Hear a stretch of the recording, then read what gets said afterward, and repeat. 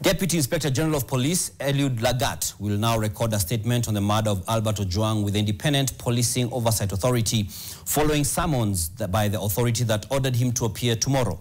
This even as a section of members of parliament called for Lagat's resignation and prosecution. NTV senior reporter Ibrahim Karanja reports. Signs of an even bumpier road ahead for Deputy Inspector General of Police Eliud Lagat were clear right from early Tuesday afternoon when the chairman of the National Assembly's Security Committee, Gabriel Tongoyo, read a preliminary statement from Interior Cabinet Secretary Kipchumba Murkomen on the progress of investigations on the brutal murder of Albert Ojwang in police custody. The statement was met with dissatisfaction by some members of parliament who felt it lacked substance and failed to address the main issues at hand.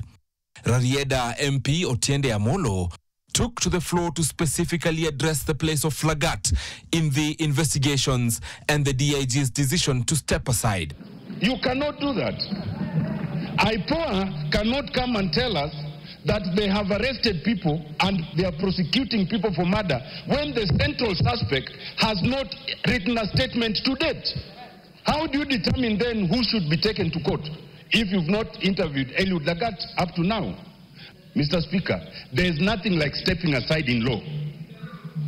I invite, Mr. Speaker, that we look at the National Police Service Act, we look at Section 17, we look at Section 95A. Under Section 17, the President can remove the DIG, can retire the DIG, or can redeploy the DIG.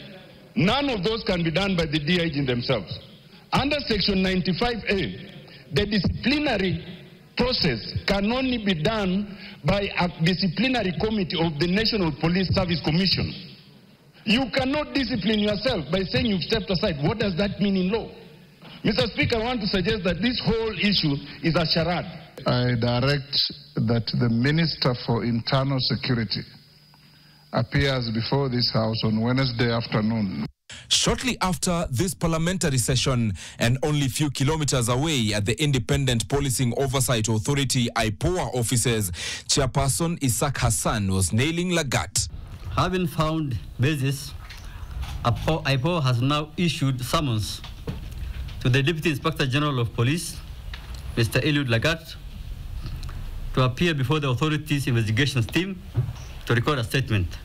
So far, 20 officers have recorded statements with IPOA, even as the number of law enforcers arrested in connection with the killing of Ojwang increases, following the arrest of the Deputy OCS of Central Police Station, Inspector Samuel Nganga, currently being held at the Muthaiga Police Station. IPOA is confident that by early next week, the investigation file with a recommendation to charge various suspects will be ready.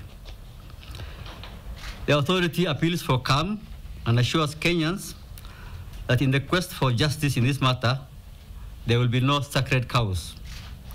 Anyone found culpable will be prosecuted. Lagat is expected to appear before IPOA Thursday. Meanwhile, the Isaac Hassan-led authority has also voiced its disappointment with the conduct of police officers during Tuesday's protests. The police need to learn lessons from public order management, including from previous public order managements. IPOA calls for the Inspector General of Police to ensure full compliance with all legislative frameworks in place to procure and get public confidence and trust in the service. Ibrahim Karanja, NTV.